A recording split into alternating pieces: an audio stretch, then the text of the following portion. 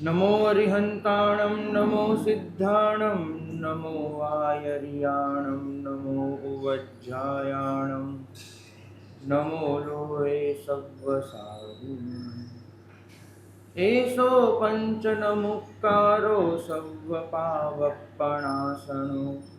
मङ्गलाणं च सव्वेशिं पठमं भवै मङ्गलम् મને વેશ શ્રમણનો મળજો રે, મને વેશ શ્રમણનો મળજો રે, મને વેશ શ્રમણનો મળજો રે, મને વેશ શ્રમણનો મળજો રે.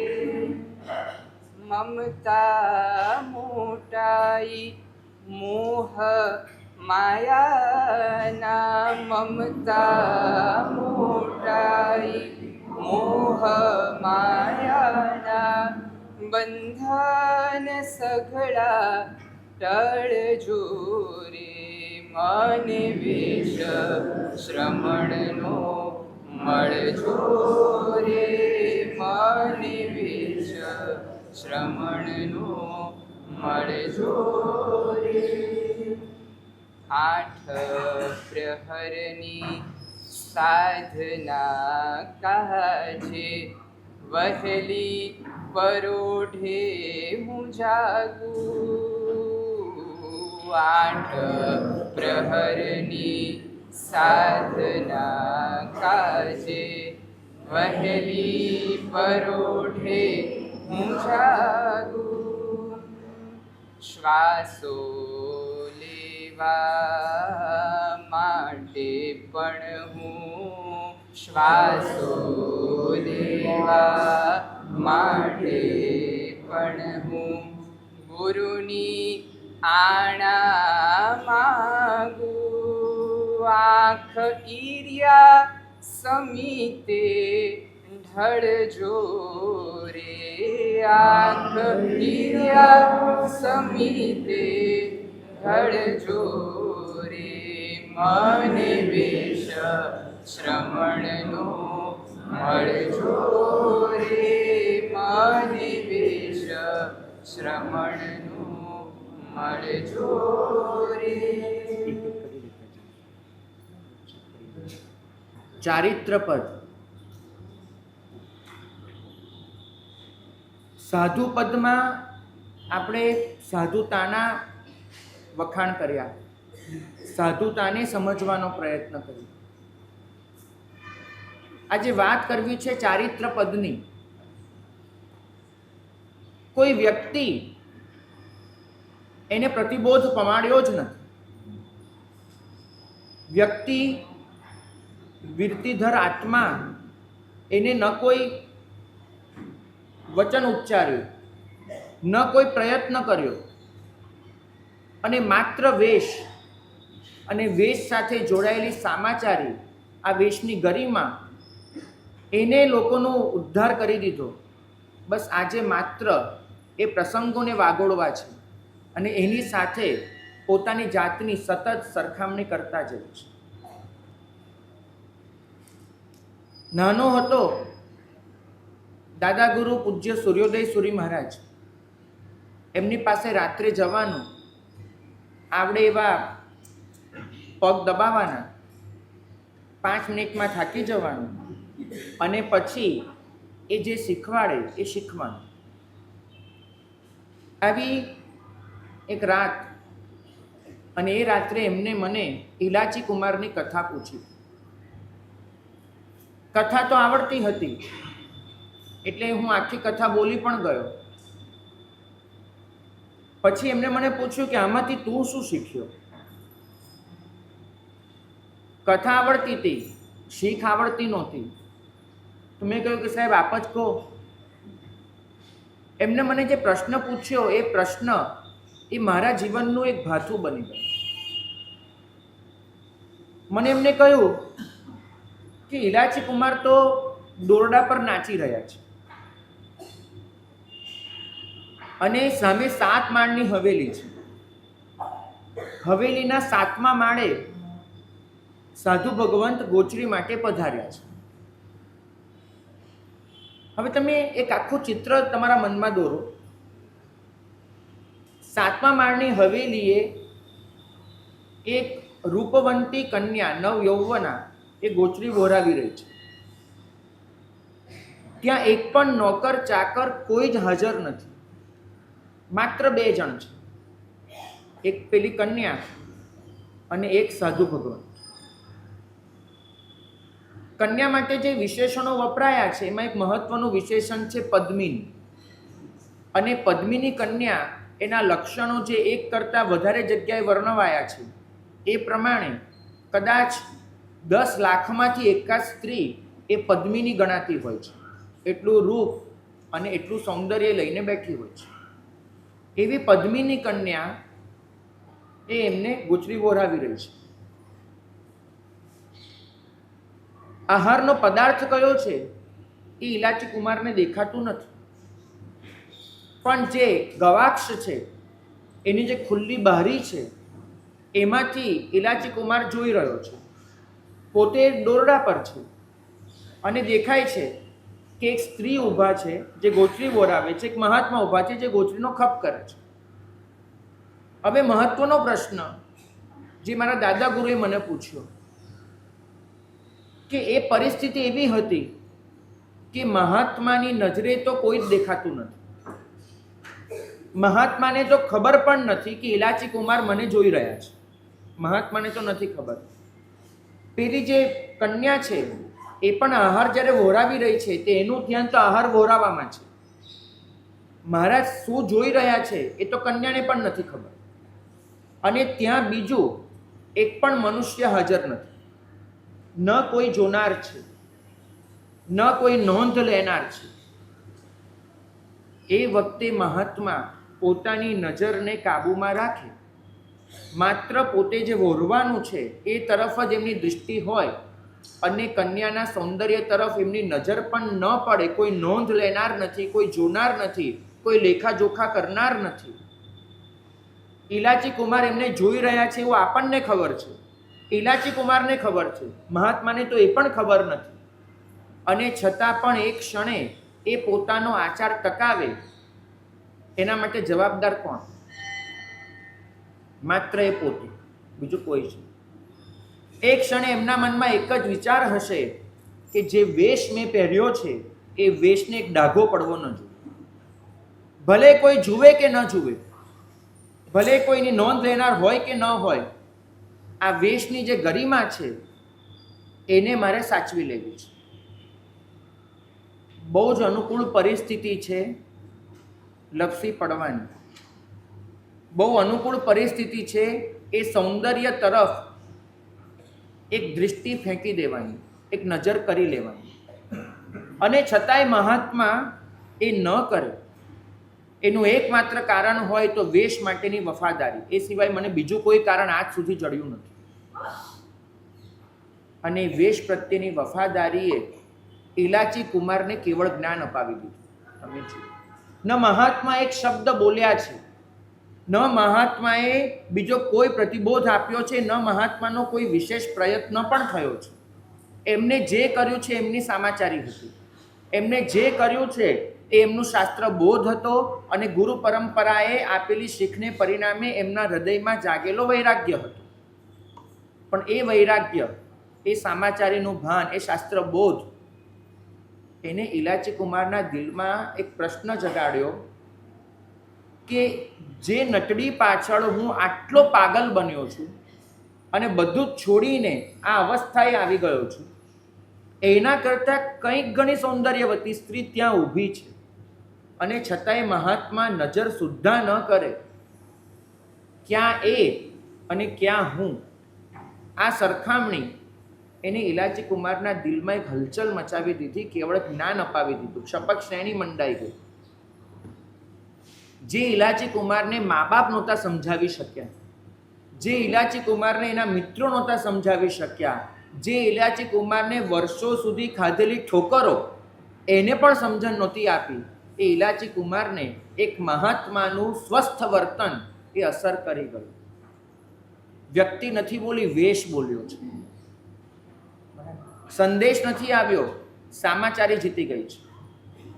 અને માત્ર ઇલાચી કુમારને નહીં, પેલી નટડીને પણ કેવળ જ્ઞાન થયું, એ રાજાને પણ કેવળ જ્ઞાન થયું, રાજાની રાણીને પણ કેવળ જ્ઞાન થયું. 4 બળભાગી આત્માઓ એક વેશને લીધે કેવળ જ્ઞાન પામીને નીકળી ગયા. આજ સુધી એક પ્રશ્નનો જવાબ મને શાસ્ત્રોમાંથી નથી મળ્યો કે મહાત્માને પાછળથી પણ ખબર પડી હશે કે મારું આચરણ 4 જણના કેવળ જ્ઞાનમાં નિમિત્ત બની ગયું છે, અને પાછળથી એ ખ્યાલ આવ્યો હશે. કદાચ એમને કોઈએ સમાચાર આપ્યા પણ હોય, કદાચ ન પણ હોય. એ મહાત્માને કેવળ જ્ઞાન થયું કે નહીં એ પણ આપણને નથી ખબર.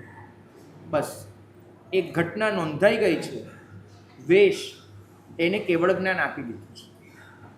જ્યારે આ સાંભળીએ છીએ ને, પૂજ્યપાદ કૈલાસ સાગર સુરી મહારાજ યાદ આવે. દીક્ષાર્થીની છાપ આવે એમની પાસે અભિમંત્રિત થવા માટે પોતે દરવાજા સુધી ચાલીને જાય. કોઈને પણ ઘરે જવાનું થયું હોય, વૈયાવચ ખાતામાં જવાનું થયું હોય, કોઈ પણ જગાએ આ વેશ દેખાય એટલે અવશ્ય વંદન કરે, વેશને નમસ્કાર કરે. પૂછ્યું તું ક્યારે કોઈ કે સાહેબ વેશને આટલો આદર?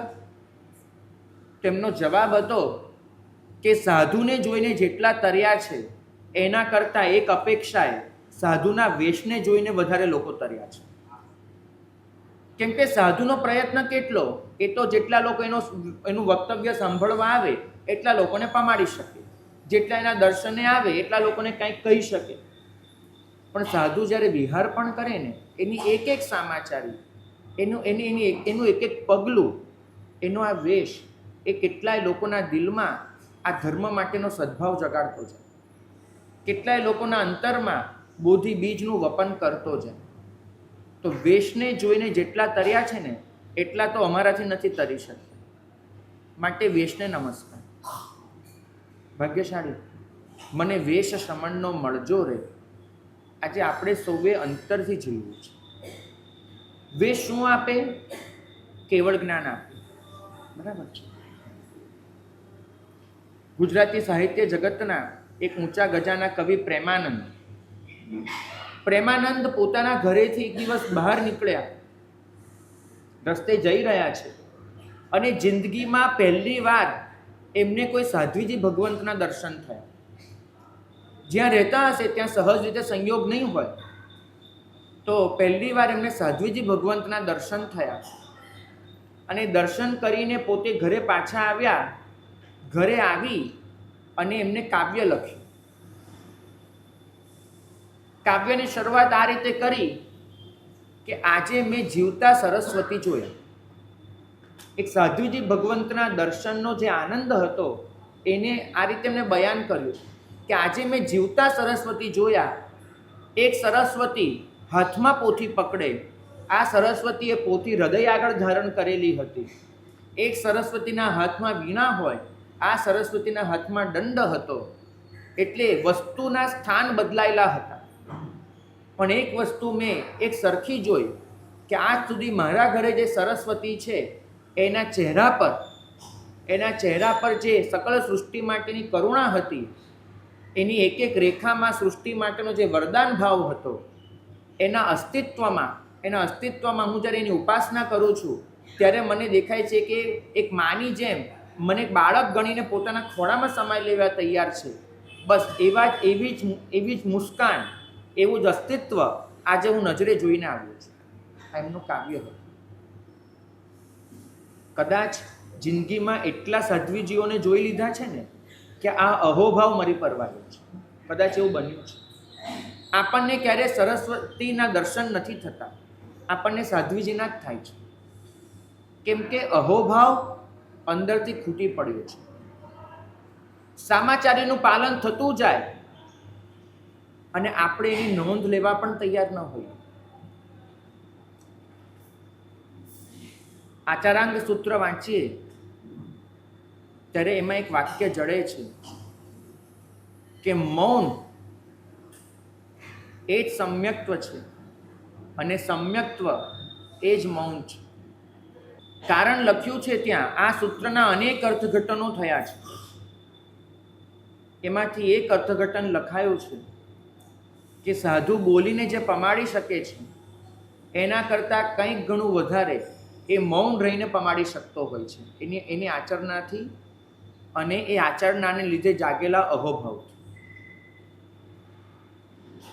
ભાગ્યશાળી વેશ કેવળ જ્ઞાન પમાડે તો વેશ સમ્યક્ત્વ પણ પમાડે. કોઈ દાખલો યાદ આવે છે વેશે સમ્યક્ત્વ પમાડ્યું હોય, એક પણ શબ્દનું આદાન પ્રદાન ન થયું હોય અને માત્ર વેશથી કોઈ સમ્યક્ત્વ પામી ગયું હોય? કોઈ દાખલો તમને યાદ આવે? તમને બોલો.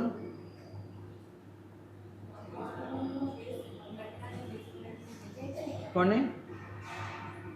યુદ્ધભૂમિમાં ત્યાં સમ્યક્ત્વ નથી પામ્યા. ઉદયન તો પહેલેથી સમ્યક્ત્વ પામેલા છે, વેશથી સમ્યક્ત્વ પામ્યા. ભાગ્યશાળી તાંબલી તાપસ, અનેક દાખલા છે, એમાંથી એક જોઈએ આપણે. છઠ્ઠના પારને છઠ્ઠનું તપ, અને પારને જે આહાર લે એ 21 વખત ધોઈ નાખેલો, પાણીમાં 21 વખત પસાર કરેલો આહાર. નીચે આજે આંબીલ કરવા જાઓ ને અને તમને જે ભાત પીરસાય એ ભાતમાં પાણી નાખી અને એને ધોઈ નાખજો. એવું એક નહીં 21 વાર કરજો, અને પછી એ ભાત વાપરશો એમાં શું બચ્યું હશે કહેજો. માખી પણ બેસવાનું પસંદ ન કરે એવો આહાર થઈ જાય. બધું જ 21 વખત, રોટલી આવી, જે પણ આવ્યું 21 વખત પલાળવાનું, અને 21 વખત પલાળીને ધોઈને પછી એ વાપરવાનું. આવું એમનું તપ. આવું તપ સેંકડો વર્ષો સુધી કર્યું, અને છતાંય એ બાળ તપ ગણાયું. પણ નદી કિનારે પોતે ઝૂંપડી બાંધીને રહે છે. પૂર્વ અવસ્થામાં પોતે ખૂબ જ શ્રીમંત હતા, પણ એક રાતનો બોધ, બસ પડખા ઘસતા તાને વિચાર આવ્યો કે ગયા ભવમાં કોઈ સુકૃત કર્યા હશે તો આ ભવમાં આ પામ્યો છું, આટલી શ્રીમંતાઈ. પણ આ ભવમાં એવા કશો જ નથી કર્યા કામ કે પરભવમાં આ મળે. અને આ વિચાર એમના માટે એક ચાલક બળ બની ગયો. સવારે ઉઠી બધી મિલકતનું વિસર્જન કરીને તાપસ દીક્ષા લઈ લીધી. નદી કિનારે રહે છે, ઝૂંપડીમાં, સાવ એકાંત નીરવ જગ્યા છે, અને ત્યાં પોતે સાધનામાં રહે છે અને આ તપ કરે છે. છઠ્ઠના પારને ગામમાં, શહેરમાં જઈ ભિક્ષા લઈ આવે છે અને ઉદર પૂર્તિ કરી લે છે. એક દિવસ રાત્રે ખૂબ વરસાદ પડ્યો, ખૂબ વરસાદ. સિઝનનો પહેલો વરસાદ હતો. ધરતી તપેલી હતી, ઉકળાટ હતો વાતાવરણમાં, બફારો. અને એ તપેલી ધરતી પર અમી છાંટણા થયા, વરસાદ પડ્યો, અને સવારે 5, 5:30 વરસાદ અટક્યો રહ્યો. 6:30નો સમય, બાળ સૂર્ય ઉગ્યો, અને તાંબલી તાપસ એમને નિત્ય ક્રિયાથી પરવારી અને ઝૂંપડીની બહાર પગ મૂક્યો. ઝૂંપડી છે, બહાર પોતે ઊભા છે, ખુલ્લું મેદાન છે, અને મેદાનના છેડે જઈ અને નદી વહી જાય છે. આમ પહાડો છે, આમ નદી છે, આમ મેદાન, અને મેદાનમાં પોતે ઊભા છે, અને બસ આ કુદરતના દર્શન કરે છે. પંખીઓ ચહેકી રહ્યા છે. વરસાદ પડ્યો અને પછી અટક્યો. આખા વાતાવરણમાં એક જાતની ખુશ્બો છે, એક જાતની પ્રસન્નતા અને તાજગી છે, અને ફેલાયેલું છે બધું છે. પણ આ બધાની વચ્ચે એમને જોયું કે ઝીણી ઝીણી જીવાતો અને નાની નાની દેડકીઓ એ જમીનમાંથી આ બહાર આવી ગઈ છે, અને કૂદકા મારે છે બધા અને ફરે છે. પોતે ઊભા છે, કુદરતનો કરિશ્મા જુએ છે કે ગઈકાલ સુધી જે સૂકી ભટ્ટ લાગતી હતી ધરતી, આજે એ જીવ જીવાતથી ઉભરાઈ ગઈ છે દેડકીઓથી. ગઈકાલ સુધી જે દેડકીઓ ક્યાં છે, જળતી નહોતી, આજે અચાનક ફેલાઈ ગઈ છે. જુએ છે કુદરતનો કરિશ્મા. સામે નદી, સૂર્ય ઉગે છે, ખુલ્લું આકાશ, મજા આવે છે. પ્રસન્નતાથી ઊભા છે પ્રકૃતિના સાનિધ્યમાં. અને એમાં એમની નજર પડે છે કે નદી કિનારે એક મુનિનું વૃંદ ચાલ્યું જાય છે. આચાર્ય ભગવાન હશે કોઈક, સાચી સાધુઓ છે, વિહાર કરીને કોઈક જગ્યાએ ચાતુર્માસ માટે એમને જવાનું હશે, પણ દિવસની ગણતરીમાં ક્યાંક ફરક પડી ગયો, કાં તો વરસાદ વહેલો આવી ગયો. સામાન્ય રીતે સિઝનનો પહેલો વરસાદ પડે એ પહેલાં તો સાધુ પહોંચી ગયા હોય, પણ કુદરતના કોઈ કારણસર આવું ન બન્યું અને એ પોતે અહીંયા હજુ બાકી છે, 1-2 વિહાર બાકી છે, એમને પહોંચવાના હશે. તાંબલી તાપસને કશી જ ખબર નથી, કશી જ નહીં. બસ એમને એટલી ખબર છે કે આ જૈન પરંપરાના કોઈ શ્રમણ છે. આજ સુધી ક્યારેય એમને કોઈ શ્રમણની જોડે મળવાનું નથી થયું, બેસવાનું નથી થયું, કોઈ શ્રમણ સાથે એમના ધર્મનો કોઈ પરિચય નથી થયો. પોતે પરંપરાગત રીતે જે ધર્મમાં જન્મ્યા છે એનું આરાધન કર્યું છે અને તાપસી દીક્ષા લીધી છે. પણ આજે નજર પડી અને નજરમાં એમને જોયું કે બધા એક લાઈનમાં ચાલી રહ્યા છે, કારણ કે પેલું જે ઝીનું અંકુરા ફૂટ્યા છે, ઘાસ નીકળ્યું છે, એમાં ચાલવાની એક જ કેડી બચી છે અને બધા ધીમે ધીમે પગ મૂકતા જઈ રહ્યા છે. પહેલા આચાર્ય ભગવાન કોઈ વડીલ મહાત્મા દેખાય છે અને પાછળ બીજા શ્રમણો છે. એમને જોયું કે દરેક શ્રમણ પોતાનો પગ કોઈ વનસ્પતિ, કોઈ દેડકી પર ન પડી જાય એની પૂરી કાળજી કરી રહ્યો છે. કદાચ જે આગળના શ્રમણો છે એમને તો નોંધ લેનારા પાછળ છે, પણ જે સૌથી છેલ્લા શ્રમણ ચાલી રહ્યા છે, સૌથી છેલ્લા, એને ન તો કોઈ જોનાર છે, ન તો કોઈને ઠપકો આપનાર છે. એ તો પોતાની મરજીથી ચાલવું એમ ચાલી શકે એમ છે, કેમ કે આખા પરિસરમાં બીજો કોઈ માણસ નથી. અને છતાં પણ એ આટલી સાવચેતીથી પગ મૂકી, આટલી જીવદયા પાડે, આ રીતે ચાલે. તાંબલી તાપસનું હૈયું અહોભાવથી છલકાઈ ગયું, ગદગદ થઈ ગયું. એના મોઢામાંથી એક ક્ષણે એક જ વાક્ય નીકળ્યું, જે વાક્ય શાસ્ત્રના પાને અમર થઈ ગયું છે, અહો શ્રામણ્ય. બસ આટલું જ નીકળ્યું, અહો શ્રામણ્ય. આ શ્રમણપણું ખરેખર ધન્ય છે.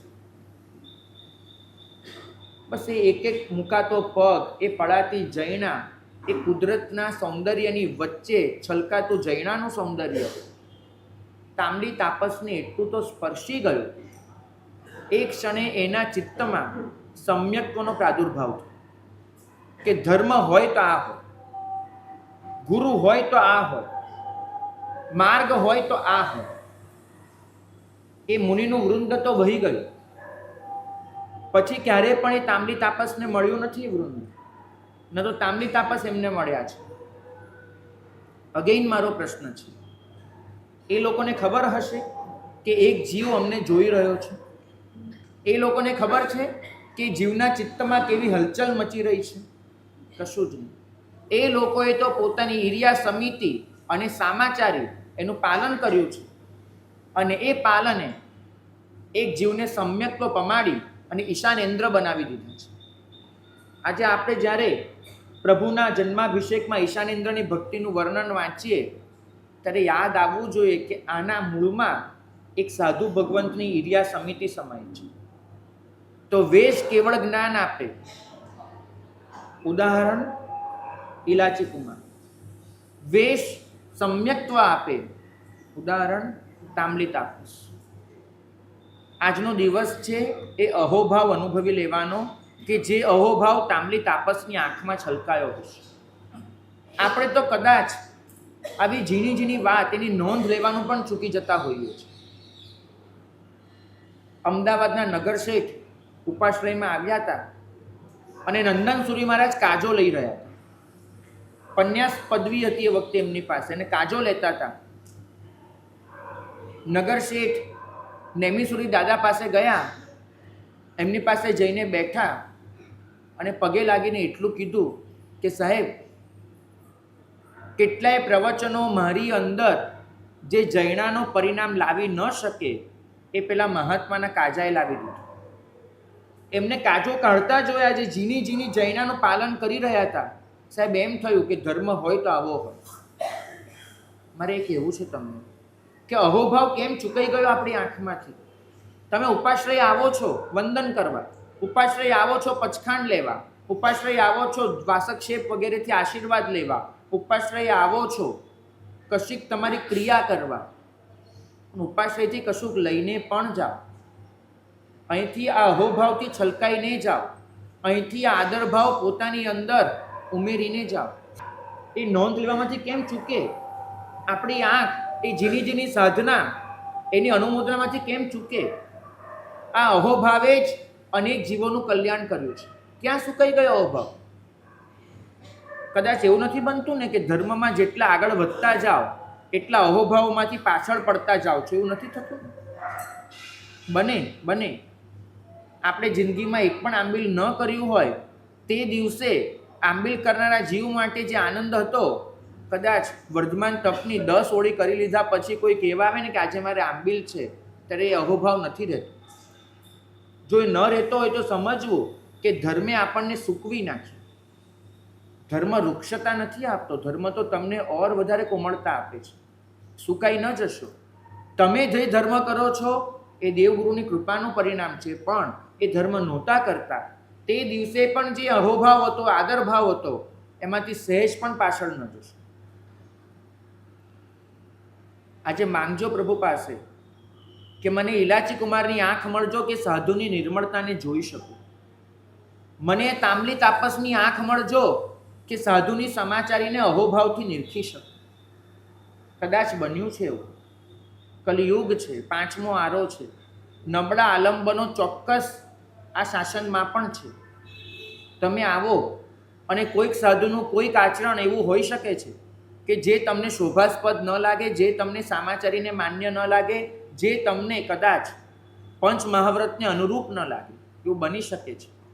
પણ એક ક્ષણે એક જ વિચાર કરજો કે આજ સુધી મને સારા આલંબનો કેટલા મળ્યા છે.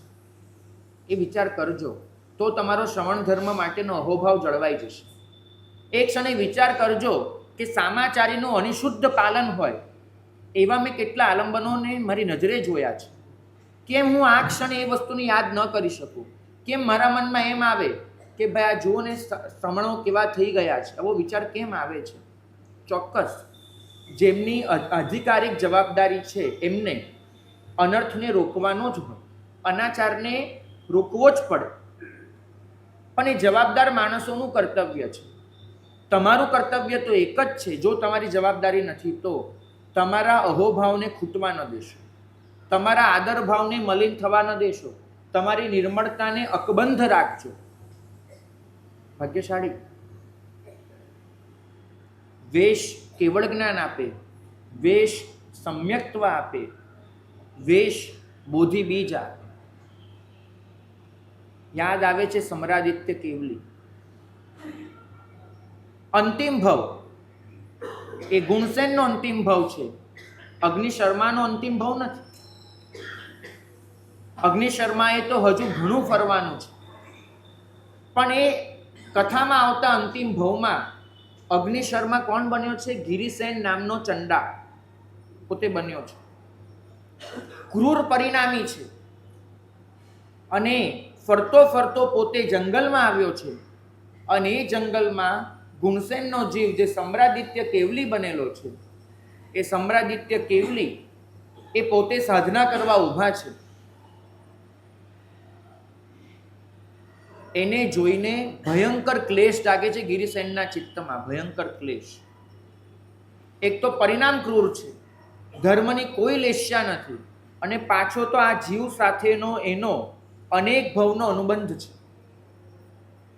પરિણામ એ નક્કી કરે છે કે મારે આને કષ્ટ આપવું છે ને મારી નાખવા છે, નક્કી કરે છે. પણ તમને એ ખબર છે એને કેવી રીતે માર્યા છે સમ્રાદિત્યને? આસપાસથી ઘાસ ફૂસ, સુખાયેલા ડાંખલા, તણખલા બધું ઉપાડીને લઈ આવ્યો, જેને તમે બાયોમાસ કહો. એ બધો જ બાયોમાસ લાવી આવ્યો પોતે, અને સમ્રાદિત્યની આસપાસ એક 1.5 ફૂટની દિવાલ કરી, એનાથી બાયોમાસની દિવાલ કરી. સળગી ઉઠે એવો સૂકો કચરો બધો ભેગો કર્યો. પણ ખાસ એને ધ્યાન રાખ્યું કે બાયોમાસની જે દિવાલ કરી અને સમ્રાદિત્યને ઢાંકી દીધા, એમાં સમ્રાદિત્યનું ડોકું ખુલ્લું રાખ્યું. આ ડોકું ખુલ્લું અને બીજું આખું શરીર ઢાંકેલું. કારણ શું? તો જ્યારે અગ્નિ લાગે અને આમનું શરીર શેકાય, બળે, ત્યારે એના ચહેરા પર જે વેદના હોય, વેદના જોઈને મારે મારું અંતર ઠારવું છે.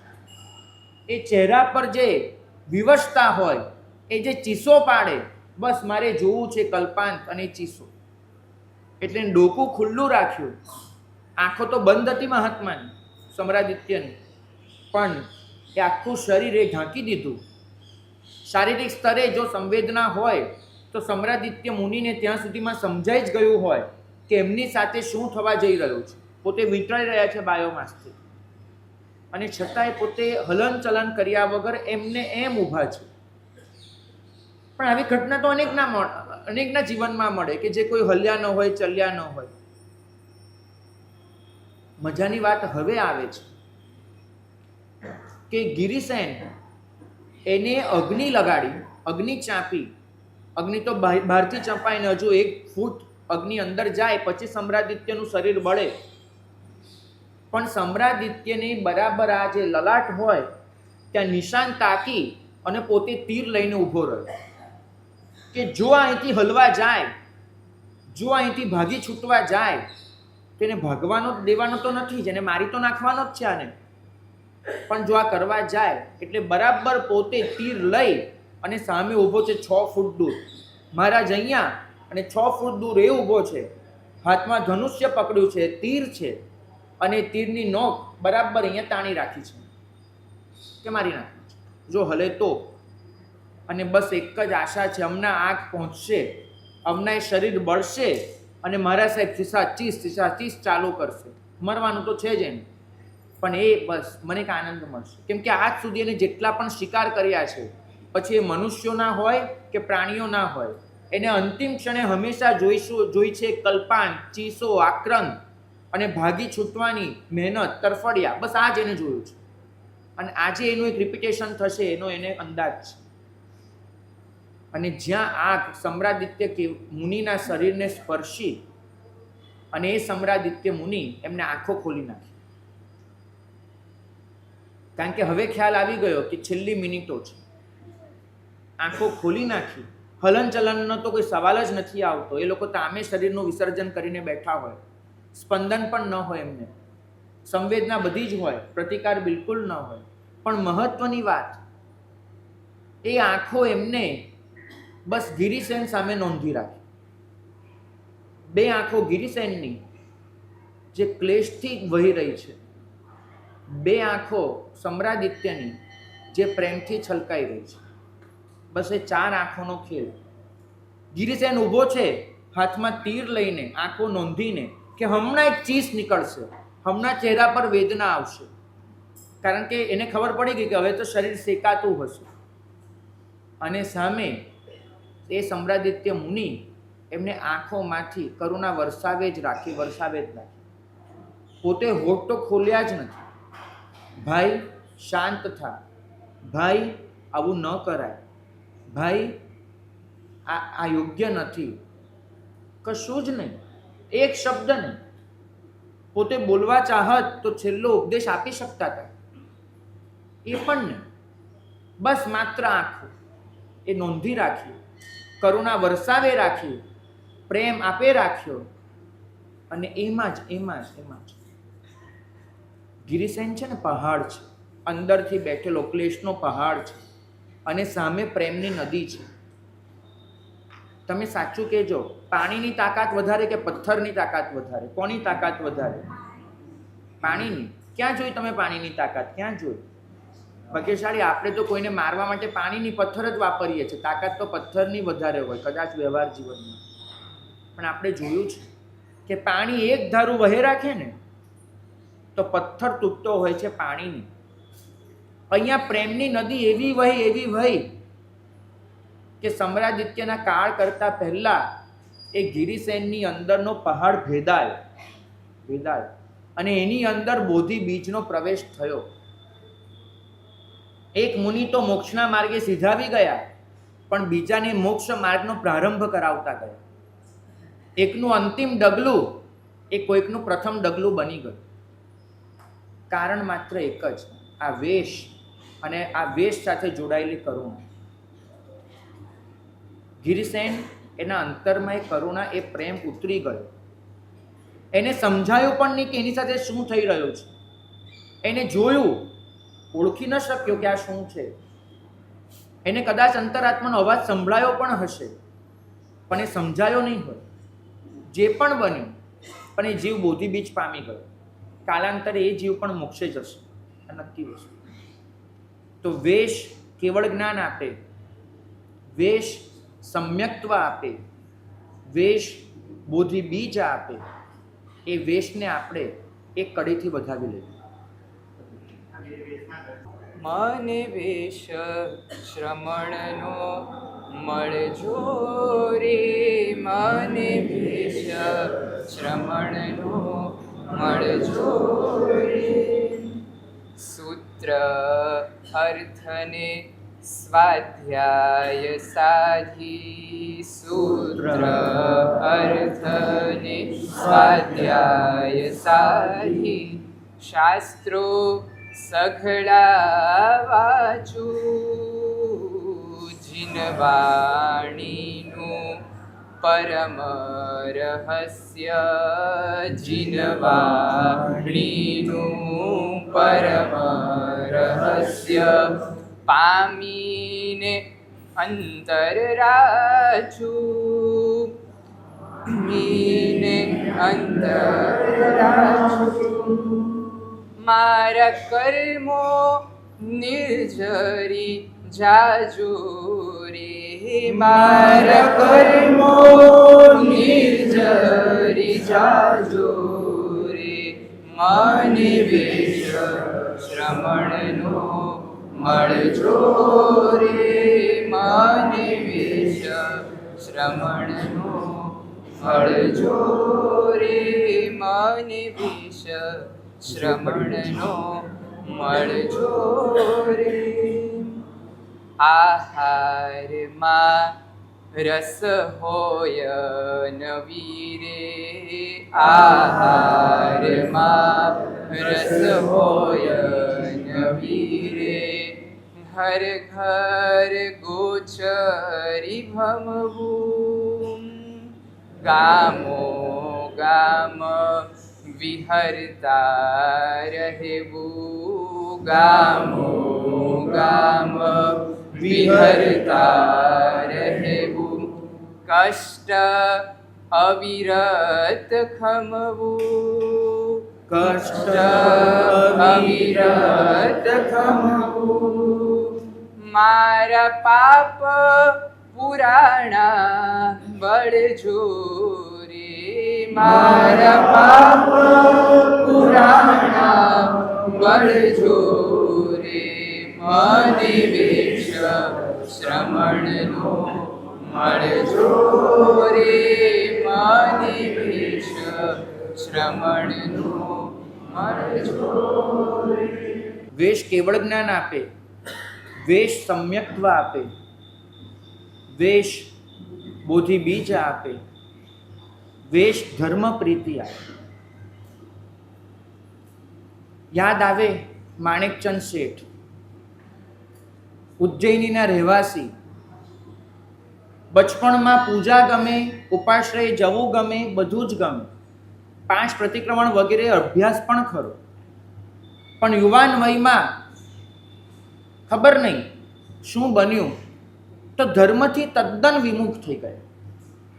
ક્યારે જવાનું જ નહીં દેરાસરે, ઉપાશ્રય. કદાચ માં બહુ જીદ કરે, પત્ની બહુ ટોકે તો દેરાસરે હજુ જઈ આવે, ઉપાશ્રય તો નહીં જ કોઈ કાળે નહીં. અને બહુ જ જ્યારે કકડાટ થાય ઘરમાં, ત્યારે એટલું કે ઢોંગીને ધુતારા પાસે હું નથી જવાનું. એના મનમાં બધા જ સાધુ એટલે ઢોંગી અને ધુતારા, જે પોતે કશું કરતા નથી અને મોટી મોટી વાતો કરે છે. જે આપણે જઈએ એટલે પૈસા ઉઘરાવે છે અને વગર લેવા દેવાના આપણને બાધાઓ આપીને મોકલે છે. આ એના મનનો એક છાપ કે ત્યાં જઈને આપણને કશું મળવાનું નથી. એટલે ઉપાશ્રય જવાનું જ નહીં, પ્રતિક્રમણ વગેરે ક્યારેય નહીં કરવાનું. અને એ ઉજ્જૈનીમાં હેમ વિમલ સુરી મહારાજ પધારી. વ્યાખ્યાન વાચના અદ્ભુત સરવાણી વહે. આખો સંઘ પ્લાવિત થતો જાય. તપગચ્છ પતિ છે હે વિમલ સુરી મહારાજ, મહાસાધક મહારાધક છે. માએ દીકરા આગળ પાલો પાથર્યો, પત્નીએ ખોડો પાથર્યો. સ્વામી બેટા એક વખત હે વિમલ સુરીમાના પ્રવચનમાં બીજું કાંઈ જ નથી માંગ્યું આજ સુધી તારી પાસે. અમે જો વર્ષોથી કહેવાનું જ છોડી દીધું છે, પણ આજે કહીએ છીએ આટલું કર. એ નહીં બને. એ તમને આવા બધા લૂંટારાઓ છેતરતા હોય, તમે જાઓ કરો જે કરવું એ. હું આડે નથી આવતો ને, કશું કહેતો નથી ને હું તમને, તમારે મને નહીં કહેવાનું, મારી રીતે જીવીશ. એક દિવસની વાત, ઉઘરાણીએ એમને બહારગામ જવાનું થયું છે અને પાછા વળતા પોતે આવે છે.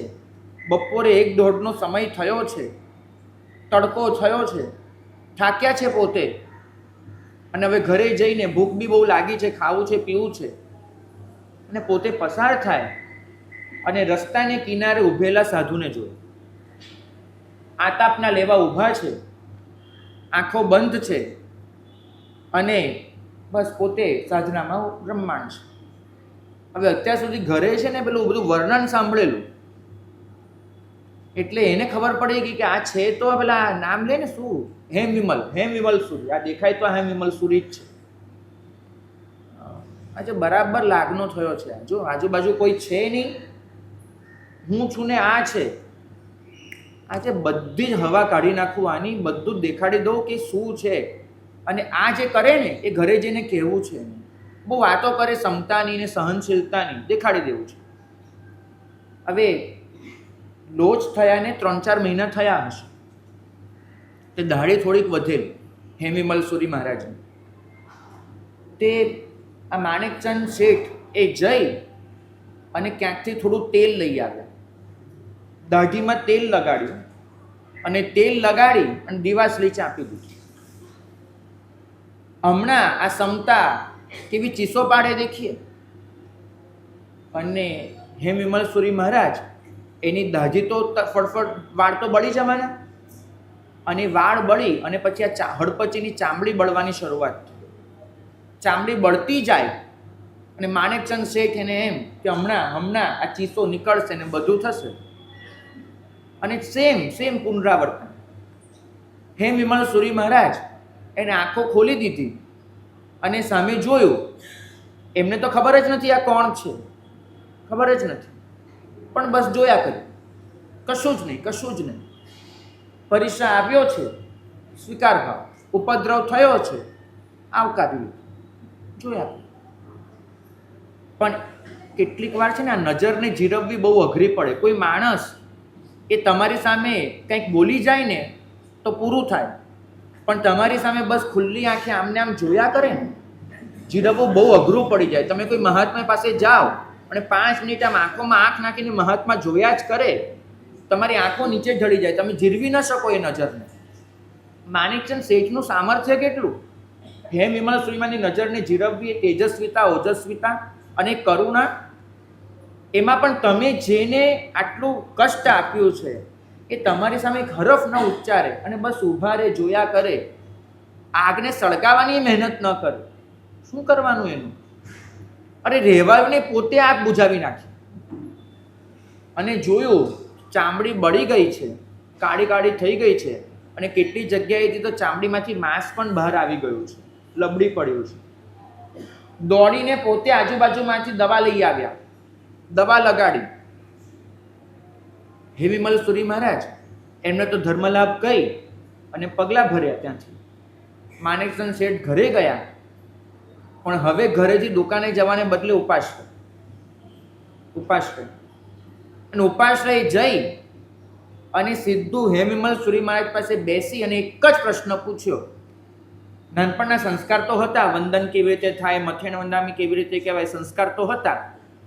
અને જઈને એક જ કીધું કે મહાત્મા, આટલી કરુણા, આટલી ક્ષમતા શેના માટે?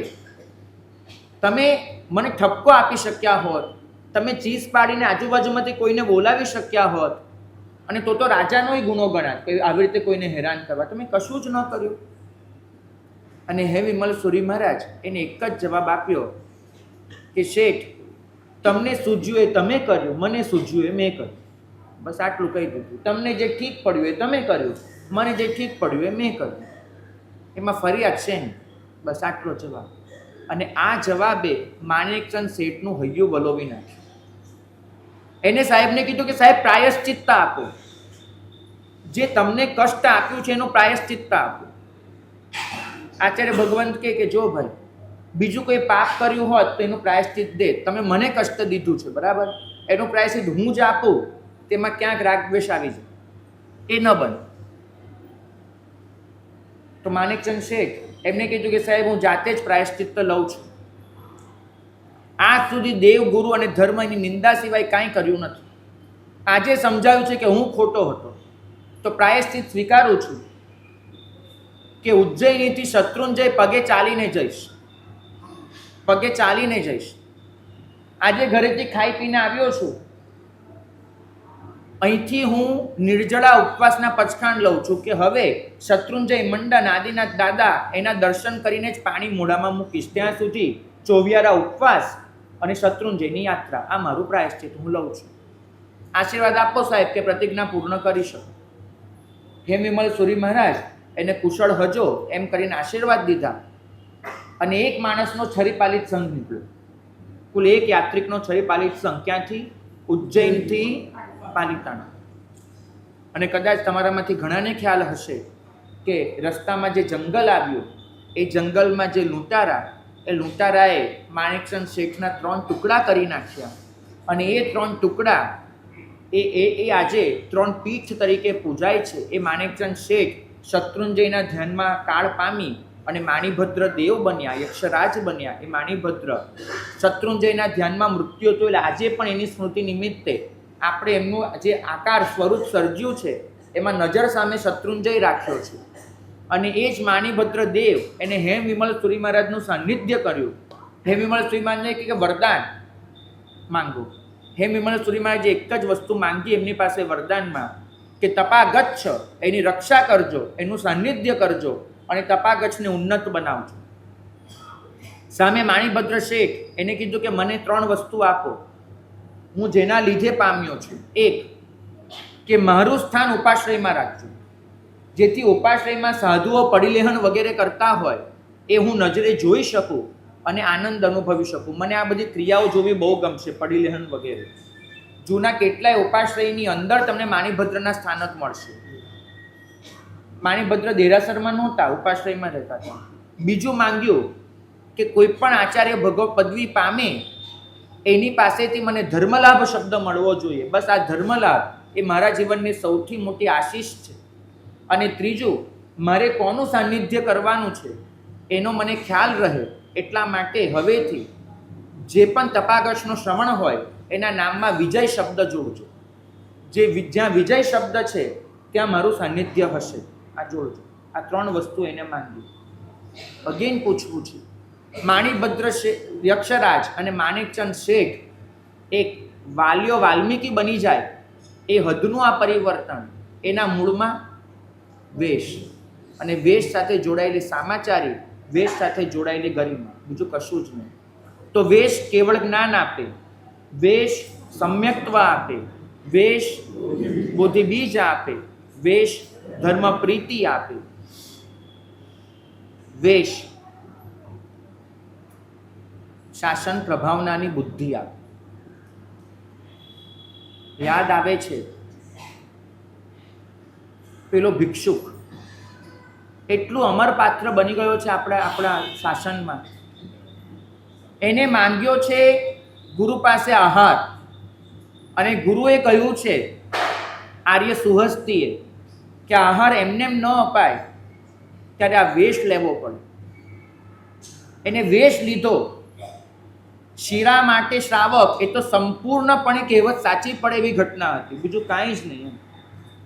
એને વેશ લીધો અને વાપર્યો. દિવસોના દુકાળ પછીનો એ આહાર હતો. અને પરિણામ શું આવે? પેટ બગડ્યું, જીરવાયું નહીં, અજીર્ણ થયું. અને રાત પડતા પડતા તો પોતે સંથારો કરી લીધો. વડીલ સ્થવિર ભગવંતોએ સ્વયં એને પ્રતિક્રમણ કરાવ્યું છે. મુપત્તિએ પલેવતા આવડતી નથી, તેની મુપત્તિ લઈને પોતે પલવી આપી છે. કાવસકમાં નૌકાર ગણતા નથી આવડતો, તો કાવસક બોલી બોલીને કરાવ્યો છે, પ્રતિક્રમણ કરાવ્યું. અને પછી એ વડીલ સ્થવિર ભગવંતોએ સંથારો પાથરી અને સંથારો કરાવ્યો. આર્ય સુહસ્તીના ખોળામાં એનું માથું છે. સવાર બપોર સુધી, બપોરના 12 સુધી જે ભિખારી હતો એનું માથું આર્ય સુહસ્તીના ખોળામાં છે. સાધુઓ એના હાથ પગ દબાવે છે. ત્યાં શ્રાવકો પ્રતિક્રમણ પૂરું થયું અને દોડી આવ્યા કે સાહેબ આપ એને સમાધિ પમાડો, સારવાર અમને આ લાભ આપો, શુશ્રૂષા અમને કરવા દો. અને એ શેઠિયાઓ, 2 શેઠ પેલા પગના તળિયે ઘી ઘસે, 2 એના પોઈન્ટ દબાવે, પગ દબાવે, 2 હાથ દબાવે, એક જણ ધીમે ધીમે માથું દબાવે, શરીરની શુશ્રૂષા ચાલે. કોઈ કે આ મલમ લગાડ્યો, કોઈ કે આ કર્યું, કોઈ કે આ કર્યું. અને ઓલો ભિક્ષુક એ પડ્યા વિચાર કરે. એક બાજુ સાધુઓ સતત એને સમજાય એવી ભાષામાં, એને એમ ન કહેવાય કે તારો આત્મા આમ તેમ, કેમ કે કશી ખબર જ નથી એને, તો એને સમજાય એવી ભાષામાં એની સમાધિ ટકે એવો પૂરો પ્રયત્ન કરી રહ્યા છે. ગુરુ સતત વાલસોયો હાથ માથે ફેરવતા જાય છે અને એને પ્રેમ આપતા જાય છે. ઓલા શેઠિયાઓ વયાવચ્ચ કરે. ભાગ્યશાળી તમારામાંથી કોઈ હોત ને તો આર્ય સુવસ્તીને કીધું હોત, સાહેબ આટલા ચેલા ઓછા પડે તો પેલા ભિખારડાને જ આવું દીક્ષા દીધી. ખાવા માટે કોઈની દીક્ષા હોય અને એને ઠપકો આપત, ભાઈ આટલા દિવસ પછી ખાવાનું મળતું હતું તો આવું તો કેવું ખાઈ નાખ્યું તે કે પહેલે દિવસે જ તારી તબિયત આટલી બગડી ગઈ. ના, આચાર્યને ઠપકો. કોઈ વળી છે ને અમને ન કહી શકે, તમારા ચેલાને જઈને કહે કે સાહેબને સમજાવજો, સાહેબ થોડો વિવેક રખાય, આવી રીતે કંઈ થોડું કરાતું હશે. કશું જ નહીં. શ્રાવકો કેવા વિવેકશીલ હશે કે પરિસ્થિતિને સાચવી લેવાની છે, આ ઘડીને બગાડવાની નથી. કોને ક્યાં શું કેવી રીતે કરવા જેવું હતું એની ચર્ચાનો આ અવસર જ નથી. અવસર છે હવે દીક્ષા આપી છે, દીક્ષા લીધી છે અને માંદગી આવી છે તો એને ઉજાડી લેવાની, એને સાચવી લેવાની ઘડી છે. અને અખંડપણે વૈયાવચ્ચ ચાલુ રહી, અખંડપણે નિર્યામણા ચાલુ રહી, અખંડપણે કરુણા ચાલુ રહી. ન કરુણા ખૂટી, ન નિર્યામણા અટકી, ન વૈયાવચ્ચ બંધ પડી, ન કશું જ થયું. અને એક ભાવધારા એને સમાંતરે ચાલી કે સવાર સુધી જે શેઠિયાઓ પોતાના નોકરો પાસે લાકડી મારીને ભગાવડાવતા હતા એ શેઠિયા આવી રીતે બેસી જાય. જે ગુરુના દર્શન કરવા માટે પડાપડી થાય એ ગુરુના ખોળામાં મારું માથું છે. જેને નમસ્કાર કરવા હજારો લોકો ઉમટે એ બધા મને કંઈક સમજાવી રહ્યા છે. પેલા શબ્દો કદાચ કાને ન ઉતર્યા હોય, વેશનું મહાત્મ્ય ગળે ઉતરી ગયું કે આ વેશ એને મને આ પમાડી દીધું, એને મને આ લઈ લીધું. ભલું થજો આ વેશનું, બસ એક જ વાક્ય, ભલું થજો આ વેશનું, ભલું થજો આ ધર્મનું. અને એમાં ને એમાં સવાર પડી એ પહેલાં તે જીવે કાળ કરી દીધો, પણ સીધા જ બન્યા અશોકના પૌત્ર. અને એ પછીની ઘટનાક્રમ સમ્રાટ સંપ્રતિ એ ઉજ્જૈનીના માલિક અને એને કરેલી શાસન પ્રભાવના ન ભૂતો ન ભવિષ્ય. સમગ્ર 2,500 વર્ષના ઇતિહાસમાં જો કોઈ શ્રાવકે કરેલી શ્રેષ્ઠ શાસન પ્રભાવના એનું નામ લખવું હોય તો સૌથી પહેલું સમ્રાટ સંપ્રતિનું લખવું પડે. 8 કરોડ જૈનો હતા એવું કહેવાય છે. એમાંથી એને એકલાએ પ્રયત્ન કરી અને જૈનોની સંખ્યા 32 કરોડ સુધી પહોંચાડી, પોતાના જીવતે જીવ એકલા હાથે. આટલો પ્રયત્ન એને કર્યો. 8 કરોડ એમાંથી 32 કરોડ સુધી કર્યા. આમ બર્મા, આમ ચીન, આમ અફઘાનિસ્તાન, ત્યાં સુધી એને જૈન ધર્મનો ફેલાવો કર્યો. એના માટે એના વિકલ્પો એને જાતે કર્યા છે. પણ અગેન આના મૂળમાં શું? આ વેશ મળ્યો.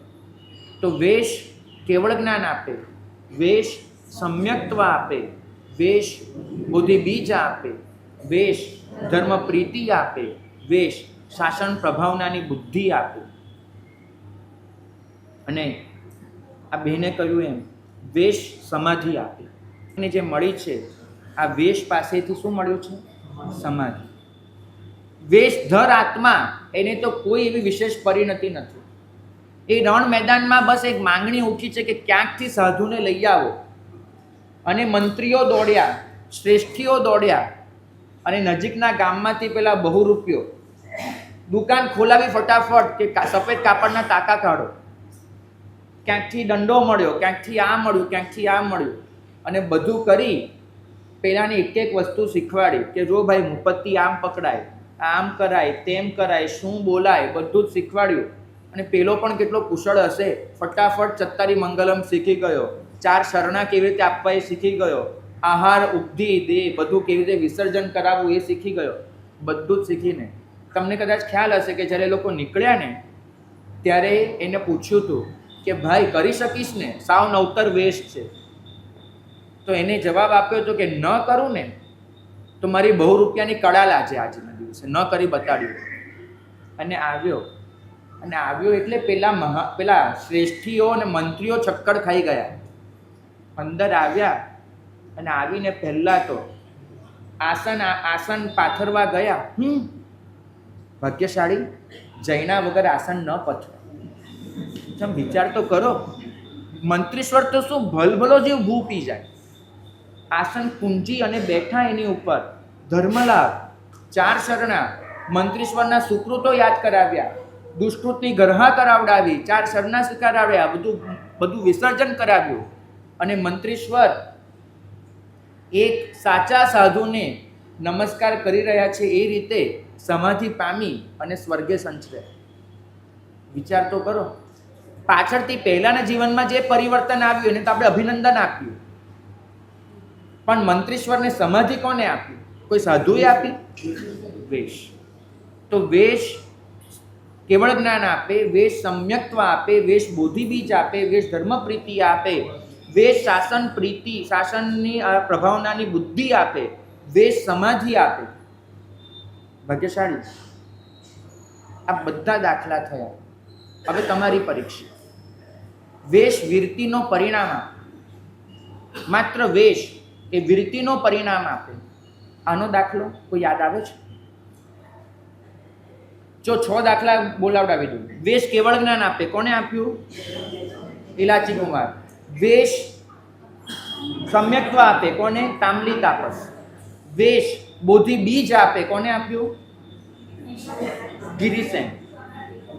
વેશ ધર્મ પ્રીતિ આપે, માણેકચંદ શેઠ. વેશ શાસન પ્રભાવનાની બુદ્ધિ આપે, પેલો ભિક્ષુ. વેશ સમાધિ આપે, ઉદયન રાજર્ષિ. 6 કથા મેં શોધી. હવે એક દાખલો તમારે બોલવાનો. વેશ વિરતિનો પરિણામ આપે. બિલકુલ, વેશ વિરતિનો પરિણામ આપે. આનો દાખલો કોઈ યાદ આવે છે? વેશ વિરતિનો પરિણામ આપે. ભાગ્યશાળી. અયમુત્તા મુનિ. ભાગ્યશાળી બોલો.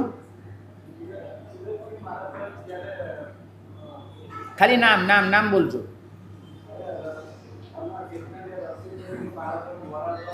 અચ્છા, તમે અયમુત્તા મુનિનો દાખલો દીધો, તમે દીધો. મારી અપેક્ષા કંઈક જુદી હતી કે વેશ વિરતિનો પરિણામ આપે, એમાં કદાચ તમે તમારું નામ બોલી જશો, કારણ કે એ પણ એક કથા તો બની શકે છે ને. બરાબર. સાચું કહેજો, આ વેશને જ્યારે જોયો છે, ત્યારે અંદરથી એવી ટીસ ઉઠી છે કે નહીં કે આ મારી પાસે કેમ નથી? જો એ ઉઠે તો સમજજો કે સાચા શ્રાવક હતા.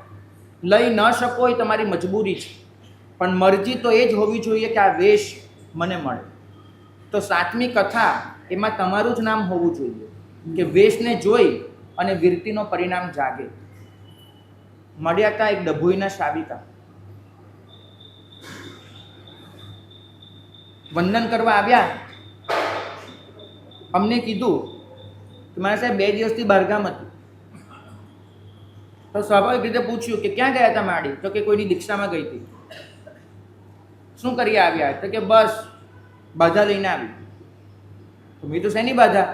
મને કે મારે એક નિયમ કર્યો છે, જેટલી પણ દીક્ષામાં જઈએ ને આપણે દીક્ષા નથી લઈ શકતા, તો મેં નિયમ કર્યો છે કે એક વસ્તુ છોડતા જવાનું. બરાબર. તો મેં કીધું મારી તો આ વખતે શેની બાધા લીધી? મને કે મીઠું છોડીને આવ્યું છે. જ્યાં સુધી દીક્ષા નહીં લેવાય ત્યાં સુધી મીઠું નહીં ખાવું. તો મારી કોઈ એકાદી મીઠાઈ છોડાય, ફરસાણ છોડાય, મીઠું છોડે? મને કે બધું છોડવાનું પૂરું થઈ ગયું, કંઈ યાદ નહીં આવ્યું તો મીઠું લઈ લીધું. કે હવે મીઠું નહીં ખાવું જિંદગી પર. મેં તો માડી મીઠું નહીં ખાવ આખી જિંદગી, કેમ ચાલશે? મને કે મહારાજ મીઠા નહીં ખાવાની પીડા કરતાં એ દીક્ષા લઈને મીઠા નથી થવાતું ને એની પીડા બહુ વધારે છે મારી. બસ આ પીડા છે ને એને ભવ લોકોને આ પીડા આપી અને તારી દીધી છે. આજે કેટલી વાર આપણને એમ થાય બચપણમાં સાવ અચાનક વીરતીના પરિણામ જાગી જાય, આપણને સમજાય પણ નહીં કે ભાઈ શું થયું, કયો સંસાર એને અનુભવાયો, શું થયું. પણ એક ક્ષણે સમજાય કે પરભવમાં એટલું ઘૂંટ્યું હશે કે આ ભવમાં ખાલી એ પરિણામ પૂરા કરવા જ એનો જન્મ થયો છે. બિલીમોરાના એક શ્રાવક હતા. નિયમ હતો કે ઘરે કંકોત્રી આવે દીક્ષાની, બહુ બોળો પરિવાર અને બોળા સંબંધો, ઘરે દીક્ષાની કંકોત્રી આવે એટલે જે દિવસે દીક્ષા થવાની હોય એ દિવસે અવશ્ય ઉપવાસ કરવાનો. આખા વર્ષમાં 25-30 ઉપવાસ થઈ જાય. મેં કીધું શેના માટે? મને કે બસ હું નથી નીકળ્યો અને એ નીકળ્યા, એનો ઉપવાસ કરી લેવાનો. આવી નાની નાની વાત, એને જ આ વેશ માટેનો અહોભાવ આદરભાવ એવો અંતરમાં ઘૂંટ્યો છે કે આ વેશ એ તમારા સુધી આવીને ઊભો રહ્યો છે. આજે એક જ માંગણી કરવી છે કે ભગવાન આ વેશથી ટેવાઈ ન જવું એટલી કરુણા કરજો. જે દિવસે પહેલી વાર આ વેશને જોયો તો એ દિવસે આ વેશ માટે જે બહુમાન ભાવ હતો, અહોભાવ હતો, આદર હતો, એ આજે પણ અખંડિત રહે. કોઈકની નિર્મળતાને જોઈ શકું, કોઈકની સામાચારીને પરખી શકું, કોઈકના આચાર પાલનને અનુમોદિત કરી શકું, અભિનંદી શકું, બસ એ સત્વામ છે. હું ટેવાઈ ન જાઉં, હું યુષ્ટુ ન થઈ જાઉં. અને મારો પહેલો દિવસ જેવો રોમાંચ ભરેલો હતો આ વેશને જોયા પછી, એવો રોમાંચ આ ભવ ટકે દર વખતે જ્યારે આ વેશના દર્શન થાય ત્યારે મને એ જ શ્રમણ ધર્મ યાદ આવે કે જે મારે યાદ કરવાનો છે. મને હંમેશા એ જ યાદ આવે એ મહામુનિઓ, એ સામાચારી. એક વસ્તુ ભાગ્યશાળી, બહુ જ પ્રામાણિકતાથી કહું છું તમને. અકબર બાદશાહ એને જગતગુરુ હીરસુરી દાદાને એક દિવસ પ્રશ્ન પૂછ્યો હતો કે સાધુ જીવન શું છે, મારે સમજવું છે. અને જગતગુરુએ એના જવાબમાં જે વક્તવ્ય ચાલુ કર્યું એ લગભગ 3.5-4 કલાકે અટક્યું કે સાધુ જીવન શું છે. અટક્યું ત્યારે અકબર સિંહાસન પરથી ઊભો થઈ ગયો. જગતગુરુને કે સાહેબ આવું સાધુ જીવન આપ પાડો, ધન્યવાદ, અનુમોદન. એટલે જગતગુરુએ સીધું જ પરખાવ્યું કે અકબર કંઈક ભૂલ થાય છે. તમે મને પૂછ્યું કે સાધુ જીવન કેવું હોય એટલે મેં આ વર્ણન કર્યું, ન કે હું આનું પાલન કરું છું. તમે મને પૂછ્યું હોત કે તમે શું પાડો છો તો મારો જવાબ જુદો હોત. કેમ કે અકબર ઉત્તરાધ્યયન સૂત્ર, આચારાંગ સૂત્ર, દશવૈકાલિક સૂત્ર વગેરે આગમોમાં અને શાસ્ત્રોમાં જે સાધુપણું વર્ણવાયું છે એ સાધુપણું એમાંથી 1% પણ જો હું પાડી શકું ને તેને મારા જીવનની બલિહારી ગણીશ. મારી મહેનત 1% સુધી પહોંચવાની છે. જે જગતગુરુ એ સામાચારીનો મેરુદંડ ગણાય, જે જગતગુરુ એના નામ પર અમે બધા જ માથું મૂકી દઈએ, એ જગતગુરુ જ્યારે 1% સુધી પહોંચવાની વાત કરે ને ત્યારે અમારી તો કોઈ હેસિયત જ નથી. ભાગ્યશાળી 5મો આરો છે, ઘણી ગિરાવટ છે. શ્રમણ ધર્મ એના માપદંડો એને અમે સંપૂર્ણપણે સાચવી શકતા નથી. કદાચ શરીર બળ ખૂટ્યું છે, કદાચ મનોબળ તૂટ્યું છે, કદાચ પરિણતિ એટલી સારી નથી બની. પણ એક વસ્તુ યાદ રાખજો, આ દાખલો જિંદગીભર ન ભૂલશો. જ્યારે તમને કશું યાદ આવે ત્યારે એ પણ સાથે યાદ કરજો 1% વાળી વાત. અને બીજું યાદ કરજો કે કર્મ નિર્જરા કેટલી એનો દાખલો જ્યારે ગણીએ છીએ ને ત્યારે તમે 2 જ રકમ મૂકો છો, વાસ્તવમાં 3 રકમ મૂકવાની છે. આ વસ્તુ આ પાઠ પરથી બીજી વાર શીખવાડું છું. તમે કર્મ નિર્જરા કેટલી એની ગણતરી કરવા માટે 2 જ રકમ મૂકો છો. 1 શું કર્યું અને 2 કેવા ભાવથી કર્યું. બરાબર? કઈ ક્રિયા કેવા ભાવથી કરી એમાં તમે = કર્મ નિર્જરા એવો દાખલો માંડો છો. શાસ્ત્ર વાસ્તવમાં 3 રકમ મૂકવાનું કહે છે. ત્રીજો રકમ મૂકવાનું કહે છે કયા સંજોગોમાં કર્યું. શું કર્યું એનો જવાબ ખબર છે, કેવા ભાવથી કર્યું એનો જવાબ જ્ઞાની ભગવંતો જાણતા હશે, પણ મહત્વની છે ત્રીજી રકમ, કયા સંજોગોમાં કર્યું. ભાગ્યશાળી જેનાથી નૌકારશી પણ માંડ થતી હોય જીવ પોરસી કરે, અને જેને 30 ઉપવાસ હસતા રમતા થઈ જતા હોય જીવ પોરસી કરે, બંનેની પોરસીમાં કોઈ ફરક ખરો કે નહીં? એ જ રીતે અમારા ગુરુઓએ જ્યારે દીક્ષા લીધી ને ત્યારે શિરોને સુખડી જ છોડવાના હતા, બીજું કંઈ ઝાઝું છોડવાનું નહીં હતું. જ્યારે આજે કોઈ બચ્ચું દીક્ષા લેશે ને એને કેટલી વસ્તુ છોડવાની છે એનું લિસ્ટ તો બનાવશો.